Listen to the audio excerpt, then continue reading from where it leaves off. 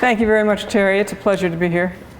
I do indeed support the Docent program. I think it's one of the important things about the Oriental Institute, the ability to get interested people who will commit their time and effort to our museum and to sharing our museum with visitors. If I can share a little bit of my knowledge and mostly my enthusiasm with you, I'll be very happy. Terry's told you a little bit about my background. My training is as a philologist. That means a person who reads texts. It's also a person who spends their time worrying about lexicography and grammar and all those fun things that you did in grade school and probably haven't thought about since. I think about them a lot and I enjoy them. Looking at text is the main thing I do, but I also have training in history, in archaeology.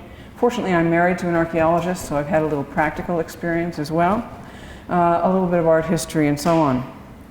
My teaching is mainly in the various stages of the Egyptian language, but I also do part of a history survey course. One of my main research interests is, as Terry said, in gender studies, looking at the legal and social position of women, and you can't do that without looking at the legal and social position of men as well. I am the director of the Demotic Dictionary. This is a project I began 100 years ago when I joined the faculty, trying to come up with a modern dictionary of that stage of Egyptian known as demotic. And now we'll see whether I know how to work this. Yes, this is, I'm sure most of you know, a slide showing the so-called Rosetta stone, a stone that was found in Rashid or Rosetta. It's a decree in the name of the priests of the major temples, celebrating what a wonderful guy one of the Ptolemaic kings was. It's interesting in one way. In pre-Ptolemaic times, a decree like this would have been set up in the name of a king who would have been telling people what wonderful things he did. Now we have the priests telling everybody what wonderful things the king is doing. It's a little bit of change of dynamics. But I put it here mainly because it's so-called trilingual. It's actually tri-script, perhaps. But at the top we have an inscription in hieroglyphs. At the bottom, the same translated into Greek, or perhaps the other way around. Maybe the Greek was first and the hieroglyphs were translated from it. People have made studies trying to figure out which way it went. Nobody's really sure. But from the point of view of my own presentation and what I'm doing today, the important part is in the middle. This is the same inscription in demotic, which is the script and name of the stage of the language that was used from about 700 BC until about 300 AD. And this is the script and the stage of the language for which we're compiling a dictionary. This, as you probably all know, was also used extensively in the decipherment of hieroglyphs because you had the same text in Greek, which could be read, and in hieroglyphs, and one could work from some of the names and then some of the vocabulary. What I've been asked to do today, what I will try to do today, is to look at our Egyptian collection in terms of a number of themes, which will allow us to try to get a handle on ancient Egypt. So I'm going to be skipping around in chronological terms, and if you get confused, if you have a question about what I'm talking about, please go ahead and ask. I'd rather have you ask in the middle of my talk and we can get it sorted out before I go on and you get lost or forget what it was you were going to ask. So if you have a question, please feel free to raise your hand. I'll try to see you and try to answer your question. So the first set of themes is environment. Obviously, Egypt is an agricultural country. What kind of agricultural pressures were there? What kind of topography is involved? What kind of climate is involved? Start with a map. I'm sure you're all aware of the Egyptian differentiation between the Nile Valley, this long, narrow area with a relatively narrow floodplain, and bordered by deserts and high desert or jebel, otherwise known as mountains. But in the delta, we have the branches into which the river splits. We have flatland and a completely different feel to the country. And the Egyptians themselves divided their country into Upper and Lower Egypt. It's not just Upper and Lower Egypt, but it's also this narrow floodplain versus the flat delta. And another thing that's worth noting about Egypt, unlike much of the ancient Near East, it has natural boundaries. It has the Mediterranean Sea in the north, the Sinai on the east. In the south, there are cataracts on the river. Cataracts are areas where the stones have encroached on the river, and it's difficult, if not impossible, to sail a boat, so that it is a natural barrier. And on the west, there is the desert. So that Egypt was actually quite well protected, and it was very difficult for outsiders to intrude on Egypt. There was a complete dependence on the river.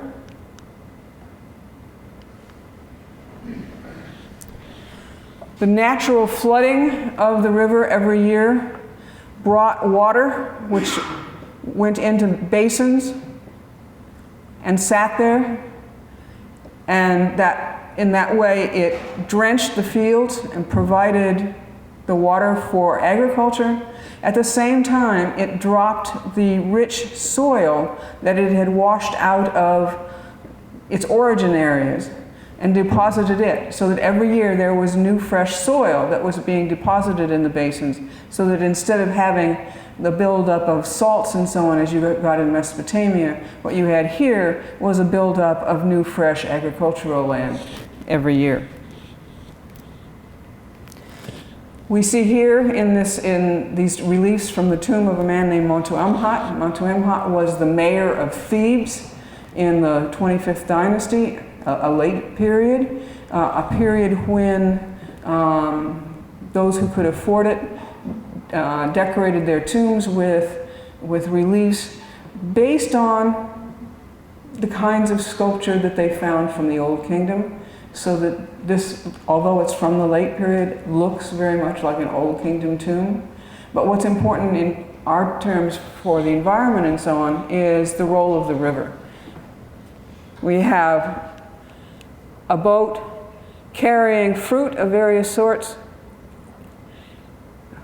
with the river showing the various kinds of fish. And here we actually have fishermen with a net in the river catching the fish. And here the bounties of the harvest being carried, in this case, to the tomb for the deceased.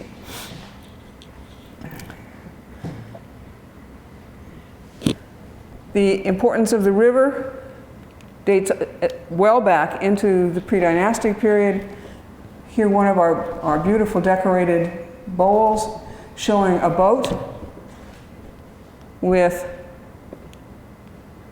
a man and a woman perhaps doing a ritual, who knows. Here's the river, and here we have some desert animals. So we have the river and we have the desert. Climate. As most of you know, Egypt is relatively sunny. It's rather hot in the summer. It is, however, cool in the winter. Ancient Egyptian representations always show good weather. They never show anyone bundled up in 2 or 3 or 4 layers of clothes, which is the way you dress in Egypt in the winter. When you start out in the morning, it's cold. By midday, when the sun is out, you've stripped off 3 layers of clothing and you're very comfortable. But they always show it as if it were always warm. This is one of my favorite pieces in the museum.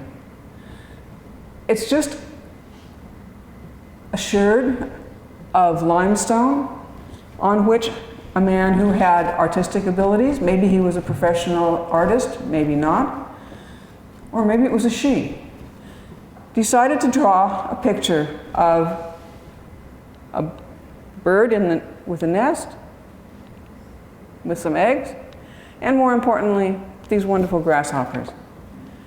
a scene which probably occurred fairly frequently, but is captured here with a great deal of enthusiasm and reality, it seems to me. Now, I've already mentioned Egypt is an agricultural base. We've seen the fishing based on the river. We've seen the grain and the vegetables, the fruits in that scene from the tomb of Montu here, in a more formal pose, this is a trial piece, presumably carved by a scribe in preparation for doing a formal scene on a temple wall or in a tomb.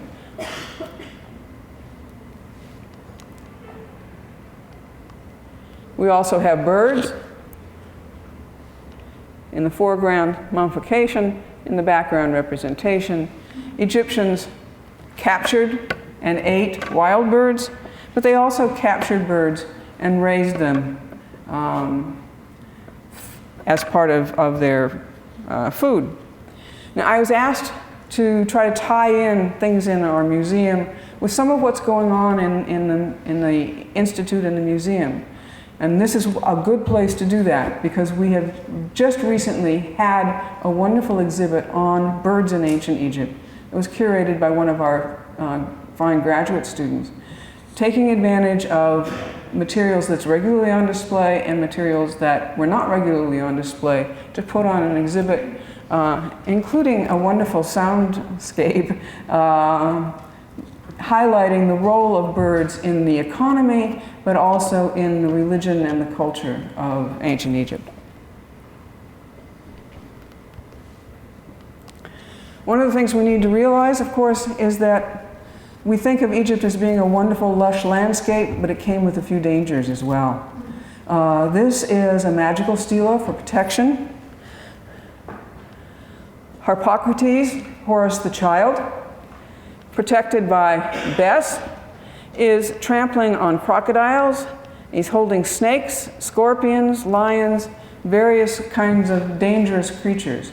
And this was a magical protection against basically dangers from the desert, such as snakes and scorpions, and from the river, such as crocodiles.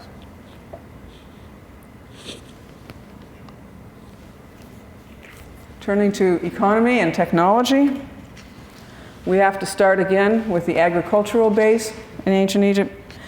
I know you can't see this, but it's a beautiful piece, and I put it in simply to encourage you to look at it the next time you're in the gallery. It's a beautiful piece of carving. Again, it's a late period piece. It looks older because there's a conscious imitation of the style of the Old Kingdom. But this is from the tomb of a man named Nespekashuti, and it has a beautiful representation of, again, scenes of carrying agricultural products into the tomb so that the tomb owner will be well fed throughout eternity. Easier to see, perhaps, is this model of a butchery shop and grain working. This is the kind of work that would have gone on an agricultural estate. You have men shown in red with red skins butchering a cow, and you have women, yellow skinned, grinding grain, and here apparently making beer mash.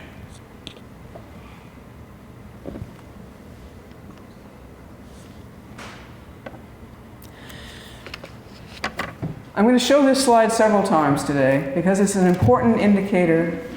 I'm using it as an important indicator of the relationship between the state. Here we have the king in his crown, and the temples, the institution of the temples. The temples were major landowners. They had a major role in the Egyptian economy. And here we have a king offering. This is the hieroglyph for cultivable land. He's offering land to the temples.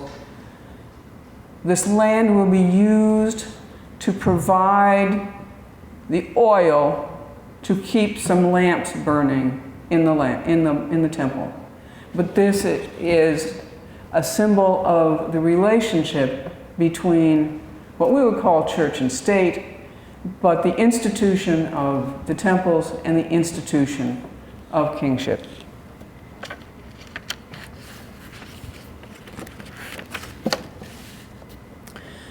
We can turn then to skilled craftsmen. Here, a potter using a potter's wheel.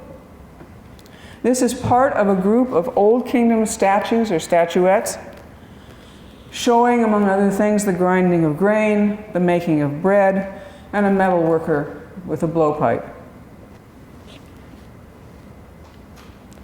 A butcher, again, Old Kingdom. And remember that among skilled craftsmen, we must include the sculptors and painters, the jewelers and the carpenters who produced all those objects that are in the museum. These are all skilled craftsmen who were plying their trade for daily life, sometimes for tombs, and those are the objects that we've got. We can turn to the literate or scribal elite. This is a man who, from a late period, is shown in a typical style called a block statue, where he's seated with his knees up and his garment covers him entirely and provides a wonderful blank surface on which he can have not only an inscription of him offering to the god, but in this case an inscription which details how over 26 generations every ancestor of his was a priest in one of the temples, recording the importance of being literate and being a scribe, the importance of a connection with the temples, and the importance of family and kin from generation to generation, passing along a job, a career.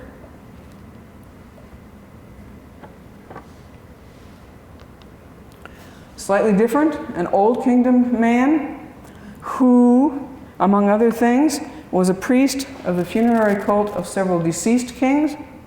He was a priest at the Sun Temple of the reigning king, and perhaps most importantly, he was the royal manicurist. Again, trying to connect what's in our museum with what people are actually doing in the OI, let me stress that my colleague Brian Muse is actually working on an economic history of Egypt, looking especially at the relationship between economic documents, sale documents of property or movables, and the legal system. How did local Egyptian authority and later national Egyptian authority administer, guarantee that the sales and purchases of property were respected? This is what he's looking at as an economic history of Egypt. If we move from craftsmen to technology, we've looked at the skilled craftsmen, but here we have, I think, an important aspect that often gets overlooked. We have on the left-hand side a brick mold stamped with the name of a king, so that when the brick was stamped, it would be stamped in the name of this king. And here we have an actual brick that has been stamped by a similar mold, showing the access of the king, the institution of kingship, into the very building of local structures.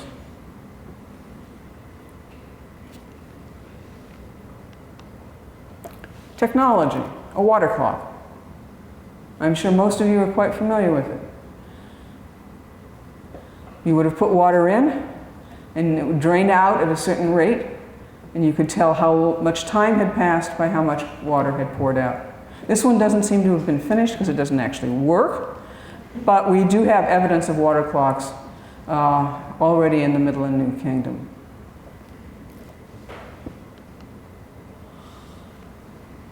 Here we have, again,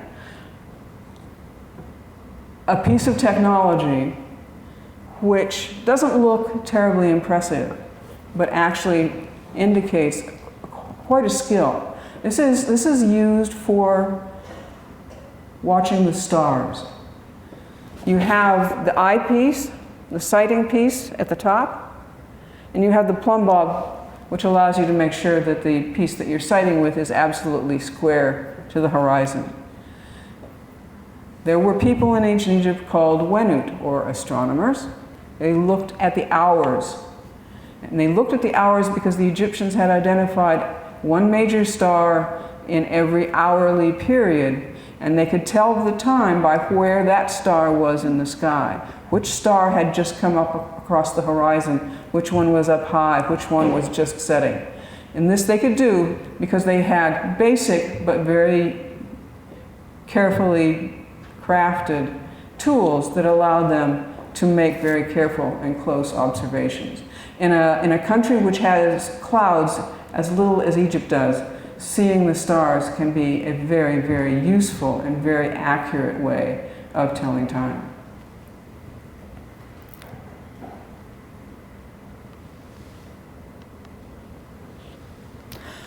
I'll go back again, partly because of my proclivity and partly because of the material that we have from ancient Egypt, to the literate, to the scribe.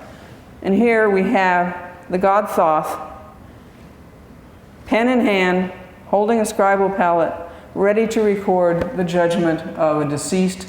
This is from the Milbank papyrus. I'll come back to this again later. But here, just to record the idea of, among technology, we have the scribal technology. We also have one of the few examples of a failed scribal technology. This is from the tomb of a woman named Atet. It actually shows her husband Nefer-Ma'at, bigger than she, because if he shows up in the tomb, he's going to be bigger than she is because he's more important than she is, even if it's her tomb.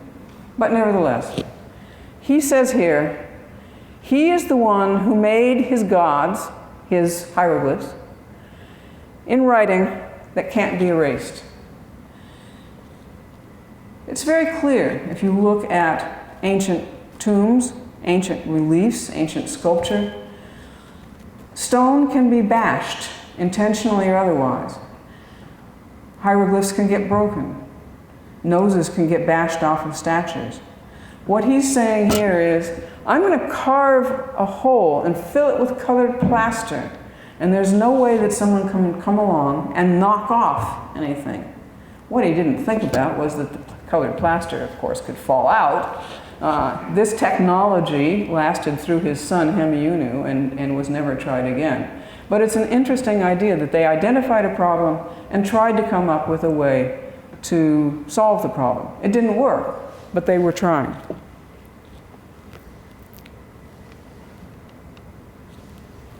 Another theme, communication. There are various writing systems attested from ancient Egypt and various media on which writing was carried out. Here we have hieroglyphs on stone. Notice most of the inscription, the hieroglyphs, if they have a front, are facing to the left, and they're in columns. This is a standard inscription giving titles of the owner of this particular monument. But above it, we have an inscription going horizontally. It's actually a call to the deceased, "O you living ones who are upon earth, who pass by here, please say 100 of bread and 100 of beer for me so that I won't be hungry in the afterlife." But the hieroglyphs allow the writer to organize different parts of an inscription with different intentions in different ways. In addition to hieroglyphs on stone, we have painted hieroglyphs on wood. Here, a private stela, a woman making offerings before the god Re-Herakti, with an inscription painted. Notice the yellow background with the black hieroglyphs. The colors are integrated into the colors of the stela itself. but they also are stressing the abstractness of the inscription by having it be all one color. Coming back to the Millbank papyrus, here's our friend Thoth as scribe. Here's the owner of the papyrus being led in by the goddess Ma'at, with the Ma'at feather on her head. Ma'at is the goddess of truth, the cosmos. I sort of think of it as apple pie in the American way, that this is what you should be doing. This text was probably purchased having been written. It probably was not composed for the owner of this. The man who bought it probably bought it with the vignette painted with all of the spells that are written on it already painted. But then he hired someone to fill in a few specifics about him, so that down here we get some additional material added, probably by a second scribe, either by the owner himself if he could write, or by someone that he hired to add a little bit to personalize it for him.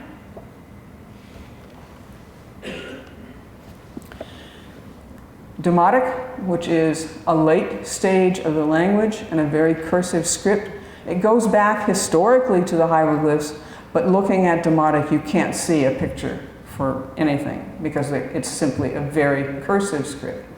This is actually a contract between a man and a woman where the man is agreeing to support the woman and make their future children his heirs, and giving her the right to back out of the marriage at any point. But he must keep supporting her until and unless she asks out. In terms of connections to what's going on in the Institute as a whole, I'll mention again the fact that I'm editing a dictionary of vocabulary from texts, not only legal texts like this, but all sorts of texts that are written in demotic.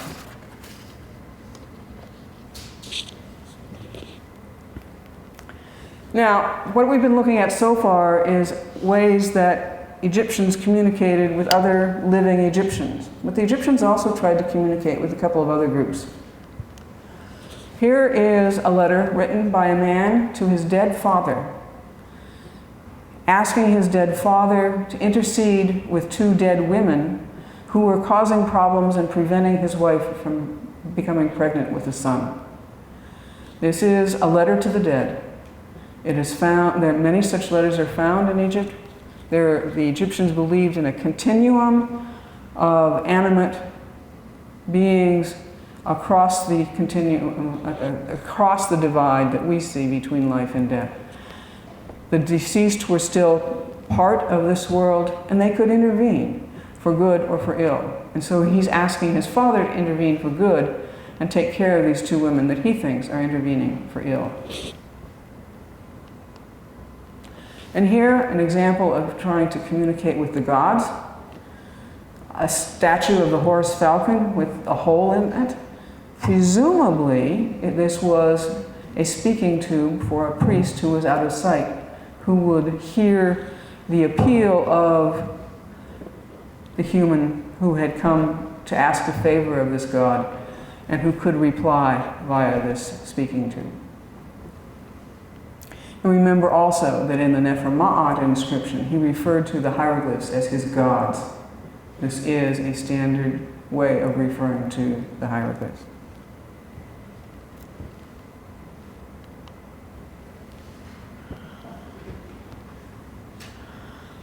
There's also a lot of nonverbal communication going on in ancient Egypt. This is one of my favorite pieces. It's an ostracon showing a boy who presumably has done something wrong, who's being bundled into court with a cat bailiff and a mouse as judge.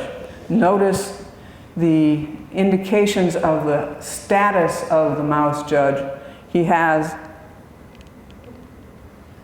a fancy kilt, and he has a staff indicating his important role. This kind of nonverbal communication is found all over Egyptian material. And there's also communication via music. Music was an important part of Egyptian life. We find representations of musicians at banquets and so on, but we also find music represented in mortuary scenes. Music was an important part of the ritual of burial, and we will find that the major role of women in temple situations was as musicians. Music was an important aspect of daily life, of life in the temples, of ritual, and in death.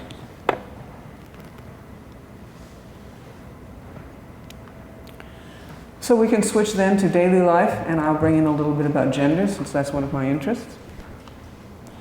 Go back to the role of agriculture in ancient Egypt. Here we have another Middle Kingdom model showing the butchery of a cow, and it looks like these two guys are probably waiting to chop it up once it's been dispatched. But these models...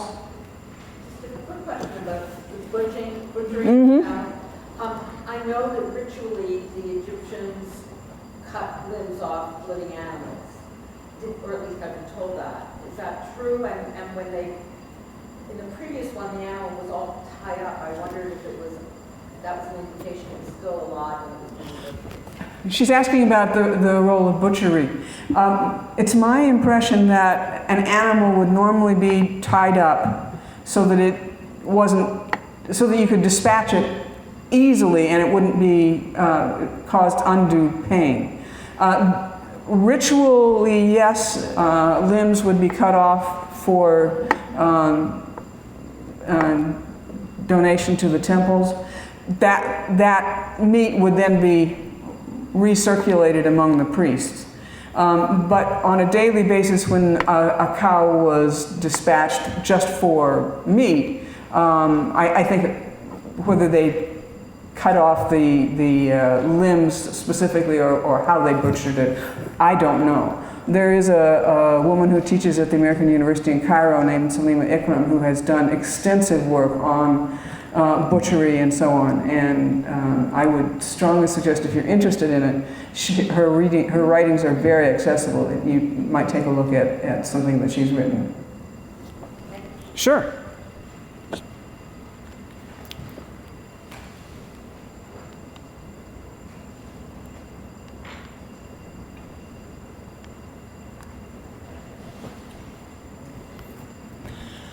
We have a number of objects of daily life in the collections here. One of the obvious ones is this bed from very, very early, either late Archaic or First Dynasty probably. A wooden frame with slots to put woven or cloth or reed woven material tied between for the person to actually sleep on. A child's kilt, sewn up the sides and with a hole to slip it over the head. Notice that this kind of garment is the standard garment that we find archaeologically. And as we go on, and as you think about the representations that we see of women especially, wearing clingy, tight-fitting gowns, we've never found one of those archaeologically. One has to ask oneself, is that largely imagination? Is that how they would like to think that these garments fit their women? Because this garment is not going to hang tightly on anybody.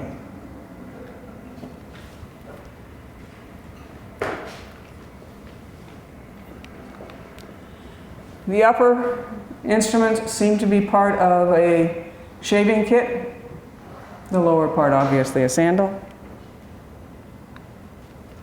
And games.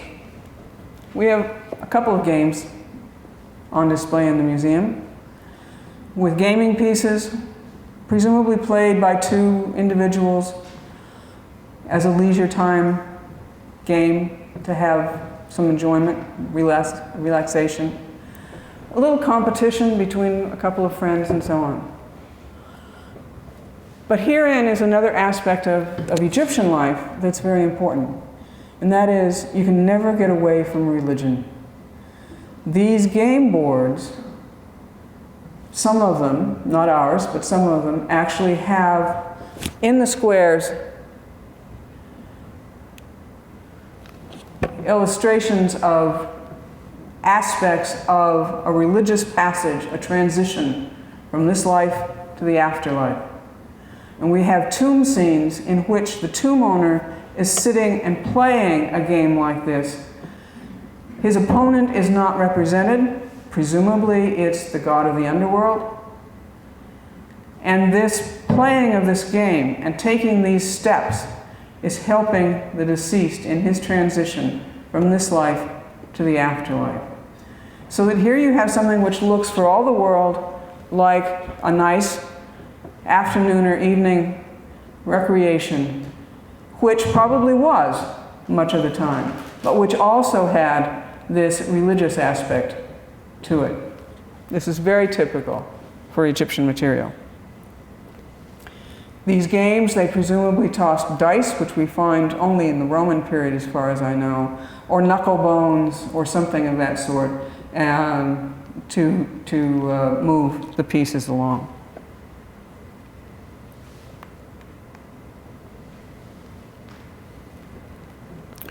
Here, a papyrus case for holding documents. They could have been put into the box at the bottom, or they could have been rolled up and put inside the figure of the god. The god here protecting these documents, and these documents are probably documents of this kind. This is not one that would have been in that box, but it's the kind of thing. It's a protective spell, an oracle issued by a god on behalf, usually of a young child, protecting that child from every kind of demon, every kind of misfortune, every kind of illness that could possibly attack that child. This was rolled up, these were rolled up and put into a little amulet and probably worn around the neck. But the same kind of protective documents would have been put into this to provide protection for members of the household.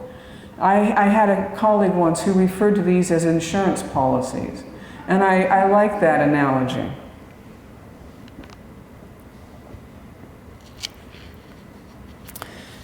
Again, to tie in what's in the museum with the work that's going on by scholars, my colleague Robert Rittner is a specialist in Egyptian religion and magic and medicine, and is dealing on a regular basis with documents of this kind, how they were used, how they were acquired, and so on.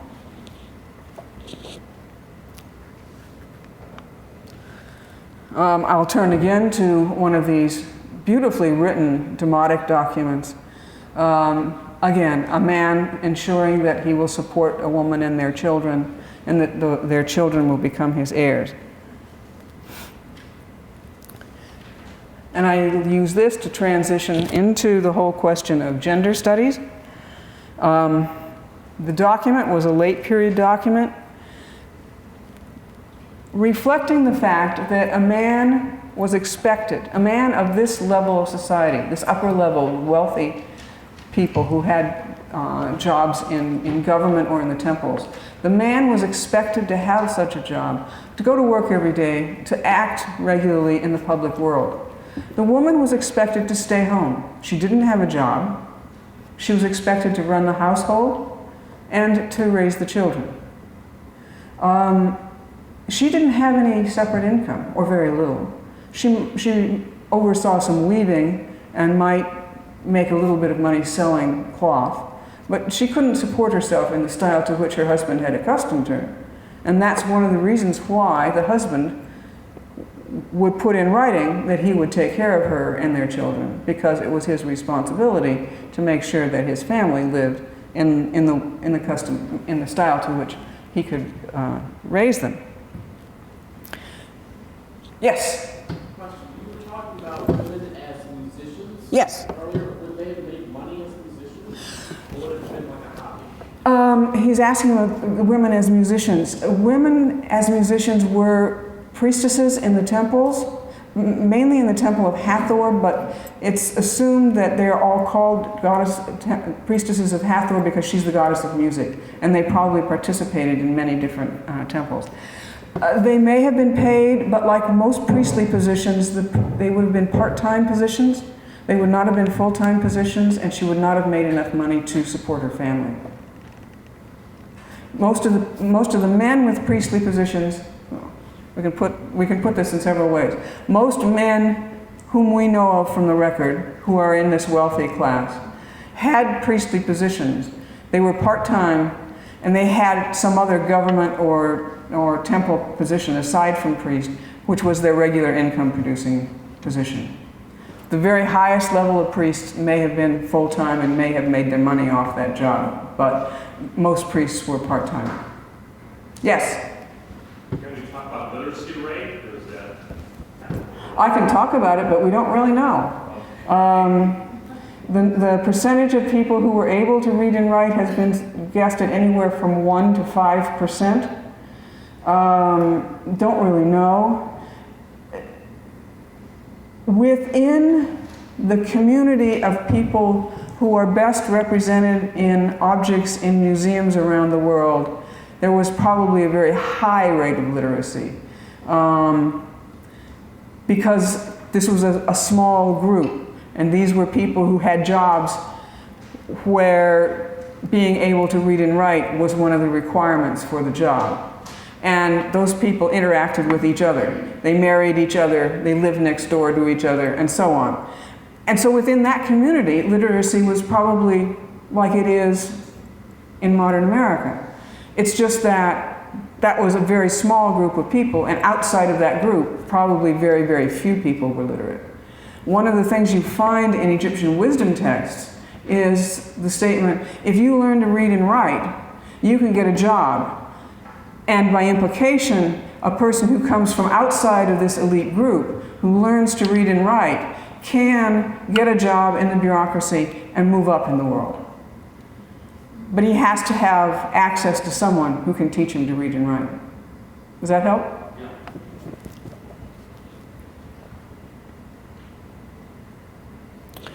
Yes?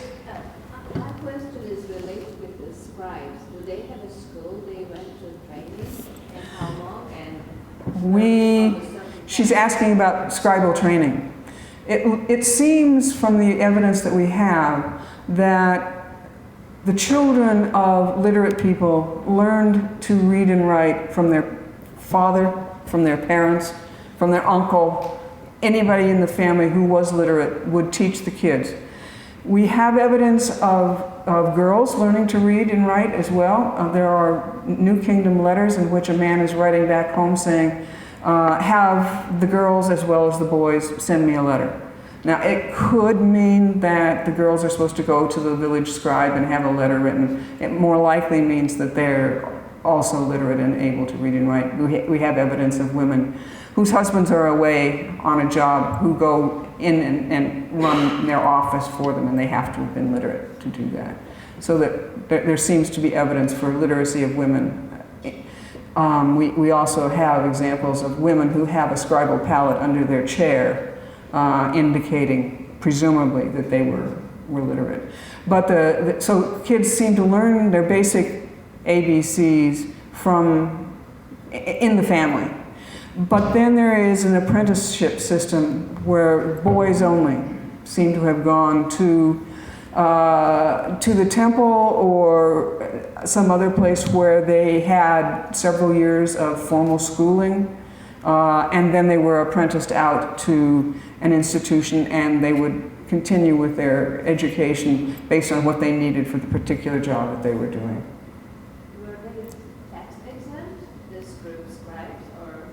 We don't know anything about tax exemption pre-Ptolemaic. In the very early years of the Ptolemies, Ptolemy was the general of Alexander who took Egypt as his part of the Alexandrian Empire.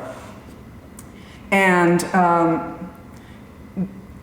there weren't enough people who could read and write in Greek to do any bureaucracy in Greek. So they kept the Egyptian scribes and the Egyptian bureaucracy in place, but they gave special tax-exempt status to teachers of Greek in order for a couple of generations to train enough people, and eventually after about 2 generations, the upper levels of the bureaucracy were switched into Greek, although the lower levels continued in Egyptian because they had to deal with people who spoke Egyptian, and you had to have people in those jobs who could talk to the people. But that's one case that I know of in Egypt where you do get special tax status for teachers, in this case teachers of Greek, trying to train Egyptians or Greeks to read and write in Greek.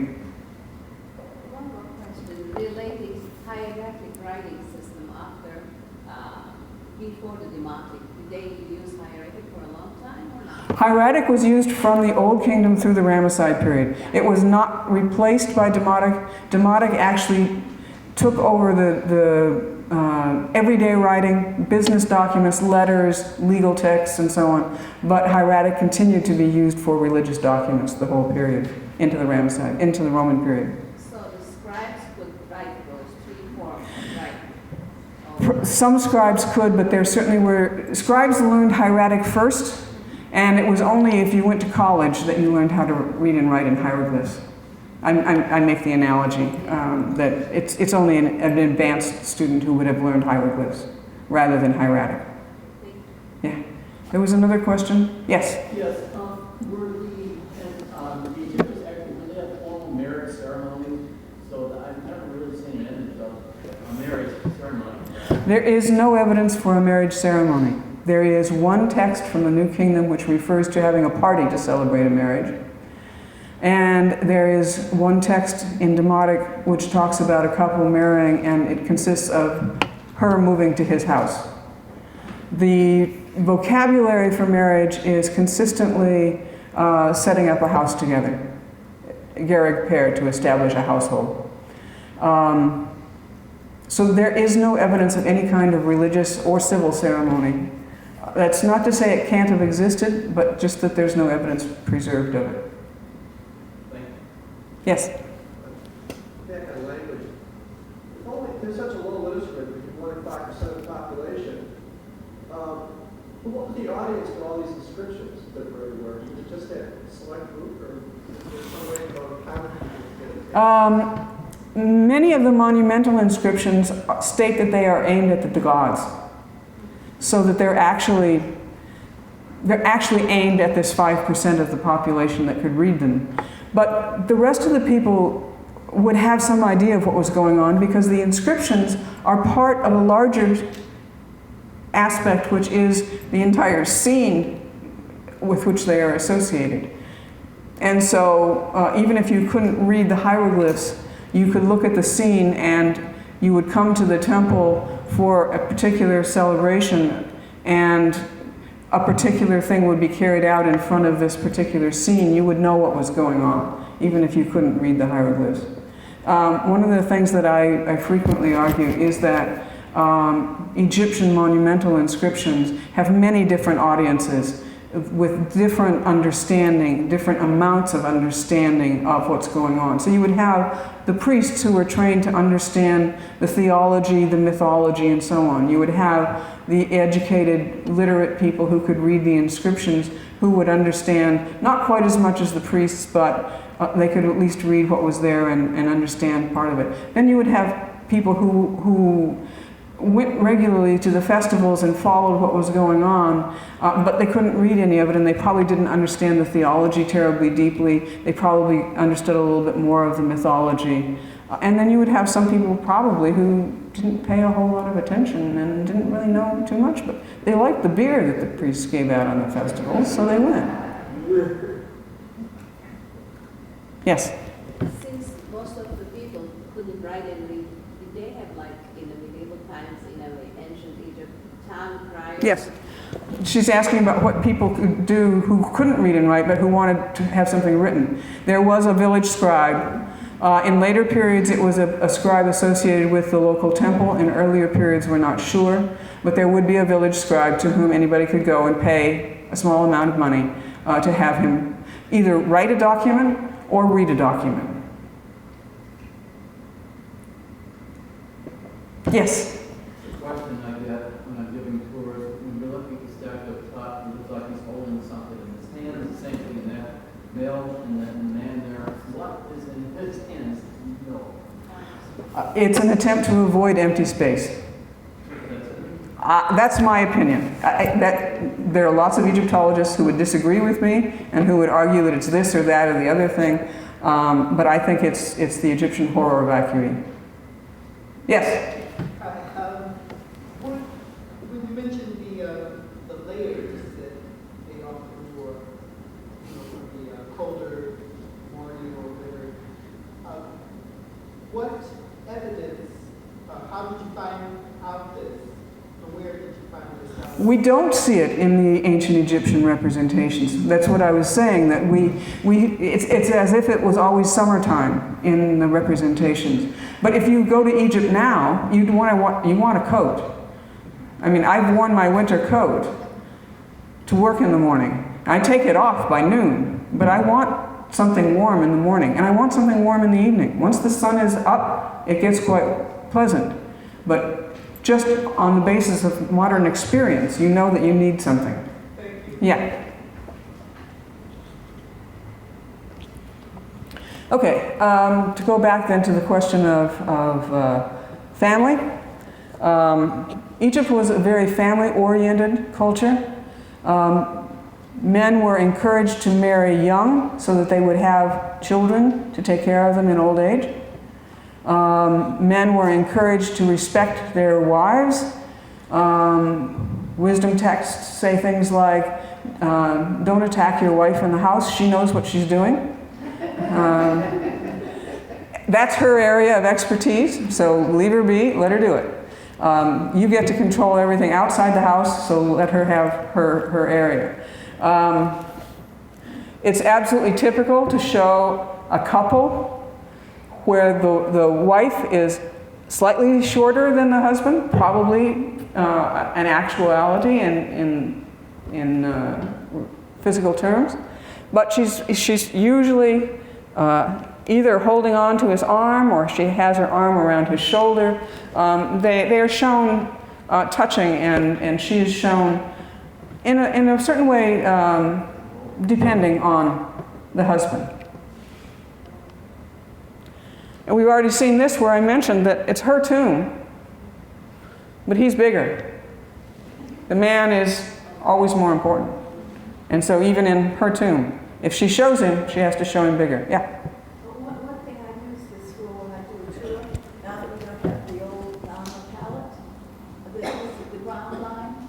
Yes, right. And that it was original, I think, is in present knowledge with the Nara palette, which is in Egypt, but at least they see that here. Yes, she's pointing out the very, very standard Egyptian trait in art of using a ground line to set everything. Notice that this guy's off the ground line, which is also worth noting.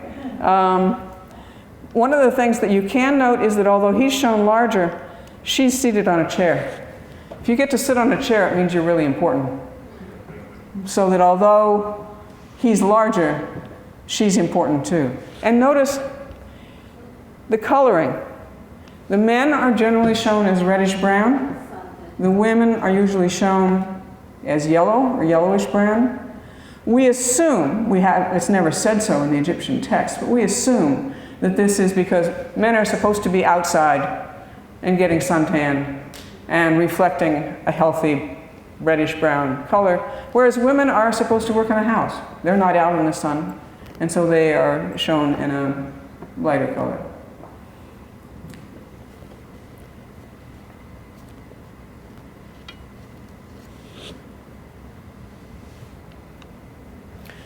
The Egyptians also realized that people could be people.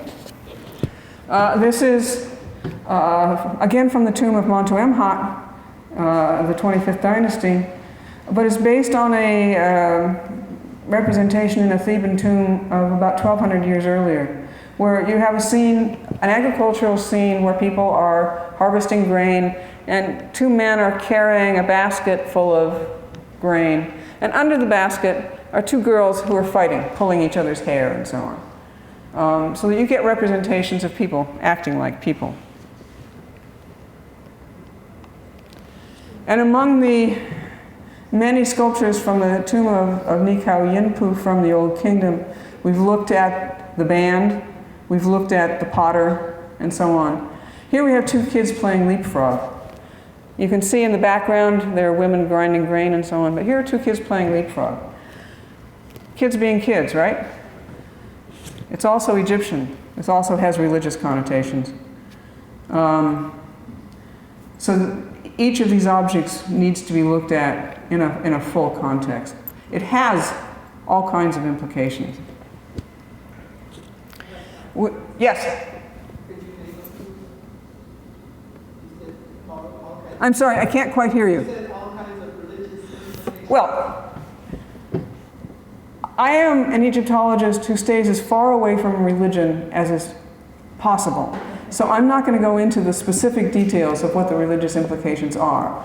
But it is clear that this scene, the leapfrog, just like the scenes that you see, we don't have one in our museum, but you see frequently of the husband and wife on a boat in the marshes, and she's dressed to kill, and their children may be there, and they're surrounded by various erotic symbols, and the man is throwing a throw stick, which the word for throw stick is the same word as the word to create, and the word for spearing a fish is the same word as the word for ejaculation. These scenes look like transparent, nice holiday scenes having a nice time in the marshes. But there also is a phrase which is a euphemism for sexual intercourse called strolling the marshes. So that these scenes are representing several different things on several different levels. And that's the same thing I'm saying is going on here. Mm-hmm.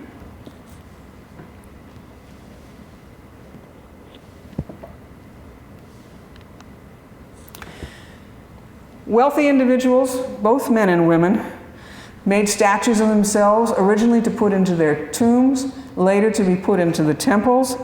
This is a Middle Kingdom statue. But if you look at the collection of any museum, you will find many more examples of men than women. They had the disposable income, and they were more inclined to spend it on themselves than their wives. Many of them did include their wives, but they weren't usually quite as lavish. We do have one piece, however, that I find quite important historically. This is a small piece showing a woman named Amenirdis. She's the daughter of King Taharka in the late period. And King Taharka was a Nubian, a member of the dynasty, the Nubian dynasty that ruled in Egypt. He had moved from Meroe and captured all of Egypt. He left his daughter in Thebes to be in charge. She was ruling Thebes in his name, on his behalf. And behind her, we have a woman called Diyeza Hebsed. She's the sister of that man Montuemhat that I keep mentioning, from whose tomb we have several reliefs. He was the mayor of Thebes. So this woman was ruling in the name of her father, the king. This is the sister of the man who was the effective local ruler. And this small piece records her, Diyeza Hebsed, the sister of the mayor, assisting at a religious ceremony at which the daughter of the king was officiating. These are two women who, at this period, had a great deal of political and religious power.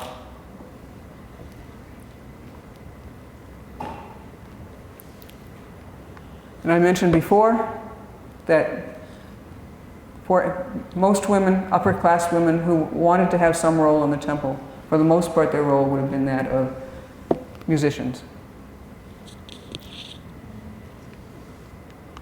which leads then to the whole question of religion. We don't have a major cult statue in our collection, so I'll use this statue of Tut instead. I'm sure you all are aware that this statue was actually excavated by the Oriental Institute. It was one of two that were excavated by the Oriental Institute. The other one was left in Cairo. This one was brought back here. It was extensively restored. It was restored in a way that when you look at it, you can actually tell what is restoration, so that we're not trying to put anything over on anybody, but simply trying to make it easier for the museum visitor to understand what it was. This is a good chance to throw in a comment about the ongoing work of the epigraphic survey, which is, epigraphy is the recording of inscriptions and scenes on monuments, copying them, making facsimiles of them. And the epigraphic survey has been working for 70 or 80 years, copying in Memphis first and for the last 50 years in Luxor, copying tombs, temples, and so on. And they have recently developed some digital methods of working, which allows them to work much faster, but still maintain the quality of the copies that they're doing.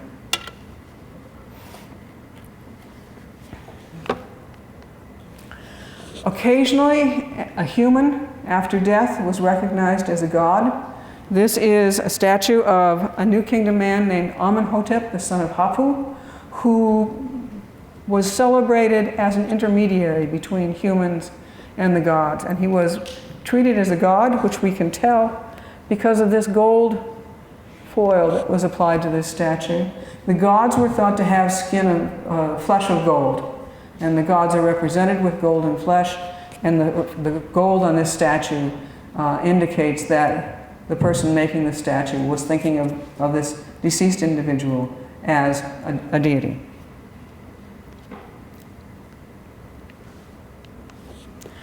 Probably a little statue like this would have been displayed in a small shrine, such as this one.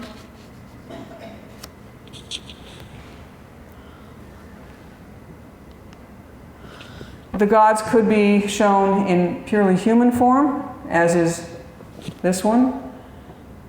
He's not only human, he's shown with attributes of kingship, the crown, the beard, and so on. The gods could be shown as animals with human heads, or they could be shown as purely animals, as this horse falcon that we saw before.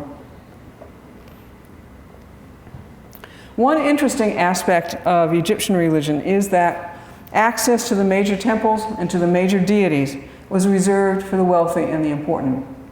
In the temples, one of the outer courtyards has decoration around the base of the columns of rekhit birds. Rekhit birds are a specific type of bird which from pre-dynastic times represent the common folk, the regular people. And that is an indication that that is the courtyard into which the average person could go. The average person could not go behind into the colonnaded halls and the actual rooms where the statues of the deities were kept. They could only come to the outer courtyards. What you get then is a concept of the hearing ear. The god, whether it's a major deity or whether it's a rather minor deity that nobody's ever heard of except for this case, it's a deity that will actually listen to the common man. And we actually get shrines to the hearing ear outside the back wall of major temples. Why? Because the god of the temple lives at the very back of the temple, right inside that back wall. And right outside that back wall, you get a shrine to the hearing ear, where the average person could go and talk to the god on the other side of the wall. You also then get little stelae like this with a bunch of ears on it, which are again dedicated to this god who will listen to the common man. This particular stela was actually found within a house, so it was a family's own private statue to the god who would listen to them.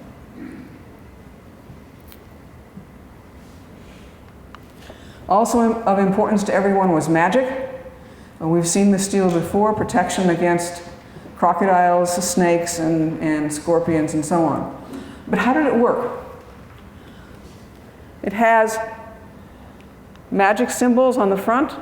It has the Harpocrates, the Horus the Child, controlling the dangerous animals. On the back, on the top, on the bottom, on the sides, everywhere, there are magical texts written that protect against these things. The person who wants protection would pour water over this small stela and drink the water. The water would have imbibed the magic from the magical texts that are carved on it, and by drinking the water, he would imbibe the magic. These are personal type things. There was actually, in the excavations by the Oriental Institute at the Iraqi site of Nippur, they excavated a small example of this is called a sipis. They excavated a small one, which I published. But what's fascinating is to think why it was there. Was there an Egyptian who was either a prisoner of war or for some other reason had gone off and was working in Iraq, helping to build a temple or something, and had taken his own private magic stela with him? It's as good an explanation as I can come up with.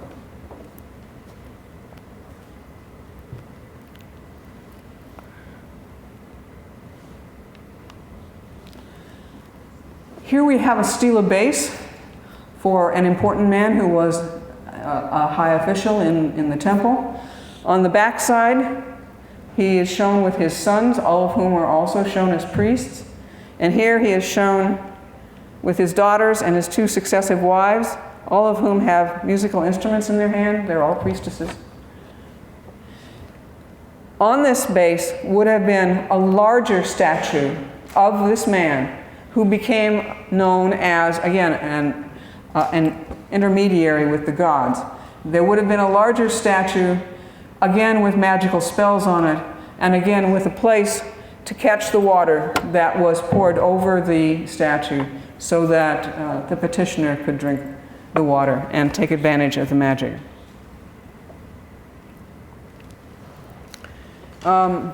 Just to remind you that in certain times, certain situations, women could also have very important roles within the temples. Usually they were singers and so on, but occasionally they played a high role. And I'll bring this one back again to remind us again that the temples were not only places of worship of the gods, they were major economic and social institutions playing a major role within Egyptian society.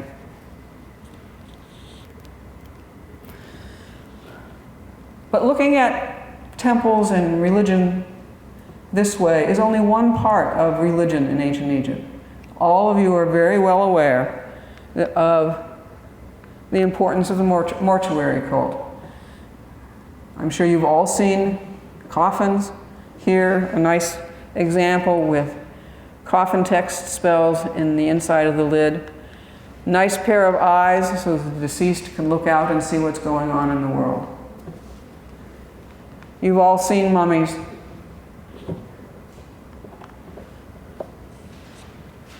We now are lucky enough, after having had an exhibit on Maris Amen and her times and her life, and having had her scanned with a CD scanner, we can tell you quite a bit about her mummification, her health, and so on. And it's available in the museum in one of the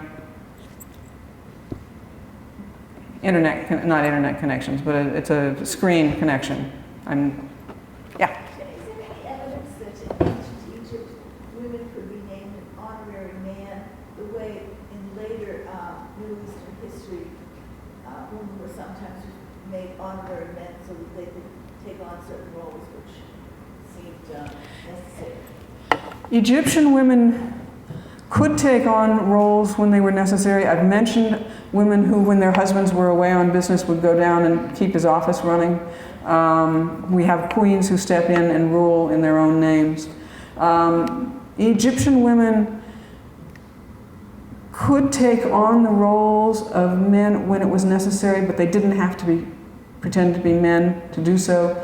We have Hatshepsut, who is sometimes represented as female, but frequently is shown with the false beard and so on when she's represented as a king. So she might represent herself as somewhat masculine, but the pronouns that are used are usually feminine. So that, yes, women could step in and did so rarely, but when necessary. But there wasn't this need to completely transform them into a man to do so. Is that? They weren't honorary men. I don't think the concept of honorary men occurs until the Christian period.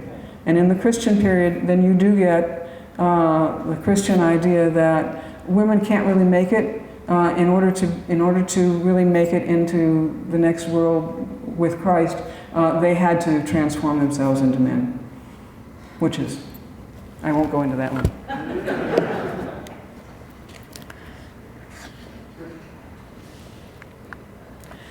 There's a lot of other material that is associated with mortuary customs, and we have some very good material in the museum. These are masks showing typical Egyptian scenes. Notice the gold. When a person dies, they become identified either with the god Osiris, or if you're a woman, you might be identified with the goddess Hathor. In either case, once you are deceased, you are yourself a god, and so on the mummy masks, you are shown with golden flesh, as befits a deity.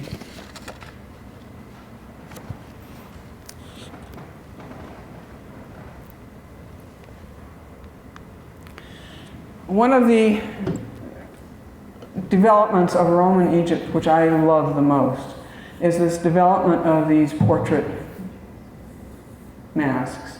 These were portraits of individuals that were painted and were inserted into completely Egyptian mummies, just like that cartonnage of Meres Amen, but with this inserted over the face.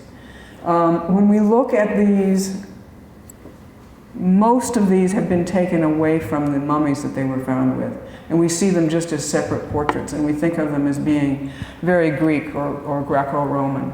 And they are. They are reflecting styles of hairdo and dress that are known from Rome, contemporary with them. And then they actually frequently get dated based on the hairdos and so on. But one has to remember that they are part of a mixed culture at best.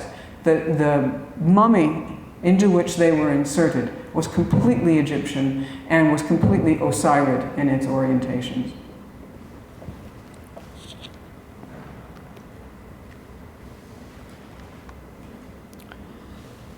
We've seen this before, but just to remind you that another aspect of funerary religion is the preparation of these funerary texts. From the Old Kingdom, we had pyramid texts, which were spells about the afterlife that would help the kings make it into the afterlife. By the Middle Kingdom, these had been transformed into what are called coffin texts that we saw inside that coffin, which are aimed at the individual and no longer just for the king. And by the New Kingdom, we have the development of a range of texts written on papyrus that you could purchase, modify to your own benefit, and take it into the tomb with you. A number of these get preserved because they were taken into the tomb and were in a preserved atmosphere.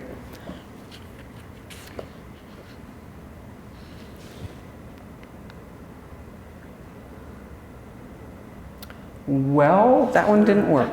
We'll go right along. That was a picture of some Usheptis. And here a box full of Ushebtis. Ushebti comes from the Egyptian word wesheb, to answer. These were little miniatures, sometimes as many as 365, so there was somebody there every day of the year to answer. When you were called in the afterlife, this person would pop up and say, "Here I am, I'll do whatever needs to be done." And stele. And we have some very nice stele in our collection, made on behalf of an individual. Here, shown on either side of the stele with an offering table in front of the king here and Reharakti here. And then spells to part of the transition into the eternal cycle of the sun, so that the deceased individual is offering to the gods and asking them to help in his transition at death to become a player in the ongoing cycle of the sun.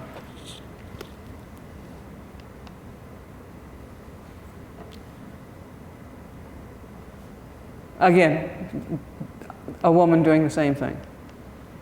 The only difference here, you've got a typical Egyptian scene, Anubis, Isis and Nephthys with the deceased on the bier, but the inscription, the prayer, is in demotic rather than in hieroglyphs. And refer again to the religious role of things that we think of as games. And after death, the family had an ongoing responsibility to make offerings and libations at the tomb. And this is a very nice example of the libation. You would take this full of cold water and pour a libation at the tomb of your deceased ancestor. Kingship is what holds Egypt together. It's the one aspect, the institution that everybody leans on. It dates from the earliest period. Here we have a Horus falcon over the name of a king from a sherd from the first dynasty. Of course, we have King Tut with his crown, his beard, his name on his belt.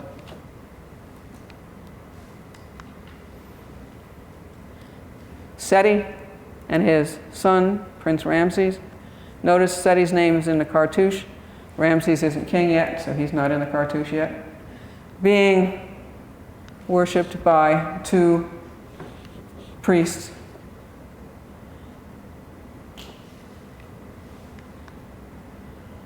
This seems to be a study piece for a head of Akhenaten. And one of the nicer pieces, I think, in our collection, the Nubian period little statuette of King Taharka. This reflects the development in this period of small bronzes, a new style of sculpture which became very popular at this period. And queens, a nice trial piece.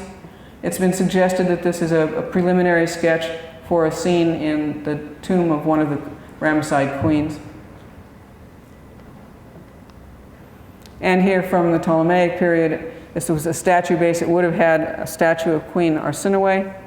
Her name is given in Greek on the front, but then an inscription in hieroglyphs on the top. Again, we know this is a queen because of the kind of headdress that she has on.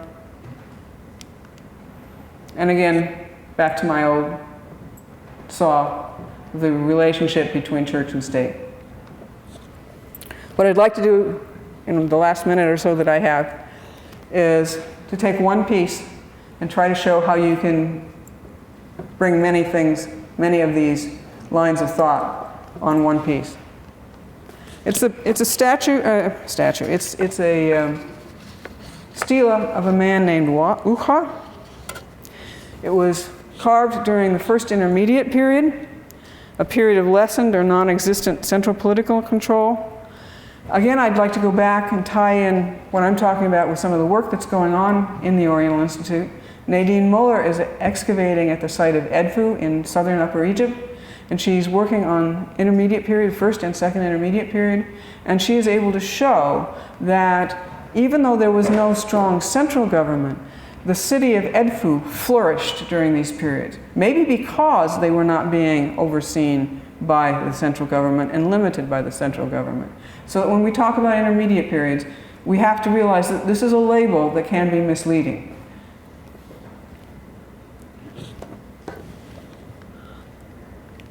The quality of sculpting and painting that we see on this stela is better than many things that come out of the intermediate periods, where you simply do not have the money or the central supervision to maintain the quality of carpenters and so on. So this piece is a more typical first intermediate period piece. This is a Middle Kingdom piece we've seen before, where the quality of the sculpting of the hieroglyphs is very, very high. The stela of Wa doesn't meet that level. It's better than the average intermediate period, not as good as something from the high period of Old or Middle Kingdom. This stela brings together all of the conventions of Egyptian art. The man is not only taller than his wife, but so much taller that it can't simply be a reflection of their actual physical differences. She's hanging on almost for dear life to his wrist instead of his shoulder. But even she, in her yellowness, is so much bigger than the little servants who are carrying in all the agricultural products, all the foodstuffs that this couple will need to maintain them in the afterlife. It starts out with a typical Heteptanesut formula. This is an offering which the king gives, and he gives it to the god Anubis, and the god Anubis then relays it to the tomb owner or the stela owner, so that everything is said to come from the king. The king is the central institution that holds the country together. He then gives his titles, most of which are standard Old Kingdom titles. They're probably not functional titles at this point, they're probably honorary titles. He also has some standard religious titles. Notice that the inscription, like that one that I pointed out earlier, is treated as an abstract because of the way it's painted. Each line is painted all one color. There's no attempt to treat, these are little art objects, but they're not treated as such. They're treated as an abstract, the way the language is treated. He then gives a little bit of autobiography. And what does he say? He says, basically, I lived the proper kind of life. And what kind of life is it? He emphasizes his obedience to and support of his family. He claims he led his life following Egyptian morality. Quote, I lived off my own wealth. I plowed with my own team. I sailed in my own boat. What are the two things that are important? Plowing and sailing. And he did it with his own team and in his own boat. He didn't live off somebody else. He didn't live off what he got from daddy. He didn't live off anybody else. He did it all on his own. We have no idea whether he really did or not, but his claim is that he did it because that's what he was supposed to be doing. He then goes on with a short biographical inscription in which he says that he was circumcised with 120 men or boys, and that everyone was very brave, and no one struck and no one scratched anybody else. Since this operation would have been carried out with a flint knife, which can be fairly sharp, but not as sharp as a metal blade, this is probably something to brag about. We know the Egyptians were circumcised. They discriminated against foreigners who were not circumcised, but we have very few references to circumcision preserved, and therefore this stela is of major historical significance. It ends down here with a separate address to the living. Oh, you living ones who pass by, please make an offering. At least say the magic words so that I will be able to continue to live the way I want to. This brings us back to this whole question of communication. Here, a man is setting up a stela intending to communicate to people who haven't even been born yet. This is communication through time and what writing allows people to do. And I'm sure that I've gone over my time.